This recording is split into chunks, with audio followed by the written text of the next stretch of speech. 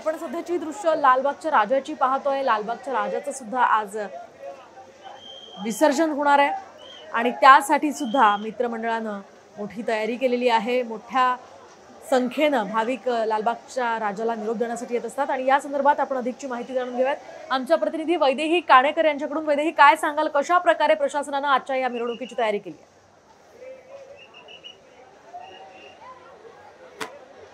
नक्कीच आपण बघतोय की तब्बल 10 दिवस खरं तर आपल्या लाडक्या बाप्पाची सेवा केल्यानंतर आज विसर्जनाचा दिवस आहे आणि मी सध्या उभी आहे गणेश गल्ली म्हणजेच मुंबईचा राजा। आपण बघतोय की या ठिकाणी 22 फूट उंच असलेली ही गणरायाची अतिशय सुंदर अशी ही मूर्ती जी आहे ती या ठिकाणी बघायला मिळत आहे। महाकालची थीम खरं तर या मंडळानं या ठिकाणी केलेली होती आणि तब्बल 10 दिवस जे आहेत ते आपल्या बाप्पाची सेवा केल्यानंतर आज विसर्जनाचा दिवस आहे आणि आपण बघतोय की मंडळाचे कार्यकर्ते जे आहेत ते या ठिकाणी सध्या जमलेले बघायला मिळत आहेत। अवघ्या थोड्याच वेळात जी आहे ती आरती होणार आहे आणि एकूणच कार्यकर्त्यांचं काय म्हणणं आहे आपण ते देखील जाणून घेणार आहोत।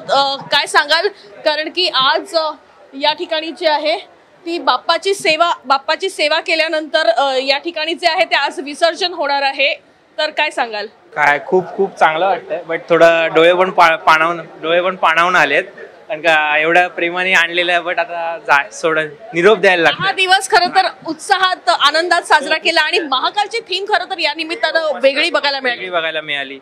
मंडळाचं यावर्षी 98 वर्ष आहे, तर त्या निमित्ताने आम्ही महाकालची थीम केलेली की भाविकांना बघायला मिळेल ज्यांना जाता येत नसेल उज्जैनला म्हणून। आरती किती वाजता होणार आहे? आरती 8 वाजता होईल।